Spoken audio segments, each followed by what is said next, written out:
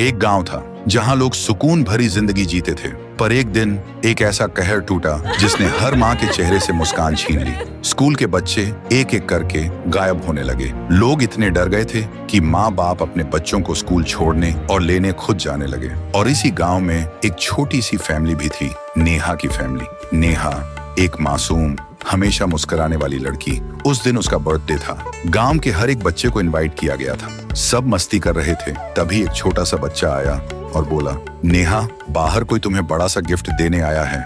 नेहा हंसी और चली गई। काफी टाइम बीत जाता है। सब नेहा का इंतजार कर रहे होते हैं, लेकिन नेहा का कोई अता पता नहीं था। मम्मी ने पापा से पूछा, नेहा अभी तक नहीं आई?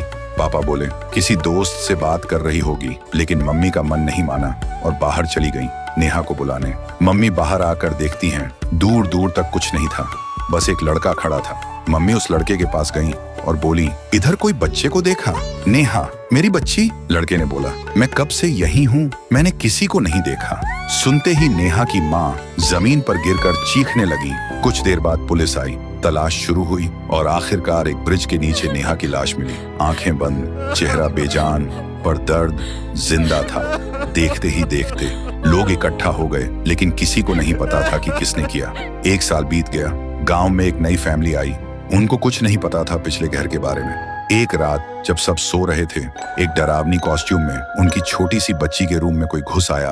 पापा ने आवाज सुनी, भाग के आए और देखा बेटी गायब थी। वो घबराते हुए इधर उधर ढूंढने लगे और तभी एक पुराने घर से चिल्लाने की आवाज आई। पापा तुरंत वहां गए और देखा एक डेस्क पर बेटी बेहोश पड़ी थी और उसके सामने एक छुरी लेकर एक कॉस्ट्यूम में इंसान। पापा चिल्लाए, कौन हो तुम? मेरी बेटी को छोड़ो। और उस इंसान ने अपना कॉस्ट्यूम उतारा। पापा ने देखा वह एक औरत है। उसकी आंखों में बस नफरत थी। पापा ने बोला, तुम ये सब किस लिए कर रही हो? और फिर उसने अपनी कहानी सुनाई।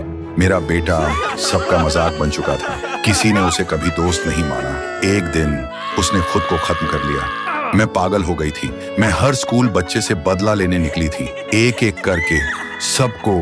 पापा ने आंख भर के कहा, तुम्हारा दर्द समझ सकता हूँ, पर ये सब करके तुम्हारा बेटा वापस नहीं आएगा। वो औरत जमीन पर गिर गई, रोने लगी और बोली, मैं इस वक्त से आजाद होना चाहती हूँ। छुरी उसने फेंक दी और छोटी सी बच्ची ने आंख खोली और बोली, पापा। और फिर पापा ने उसे घर ले आए। तो दोस्तों, अगर ये कहानी आपके दिल को छू गई तो कमेंट में आपका दिल जरूर छोड़िए और ऐसी ही कहानियों के लिए चैनल को सब्सक्राइब करना मत भूलिए।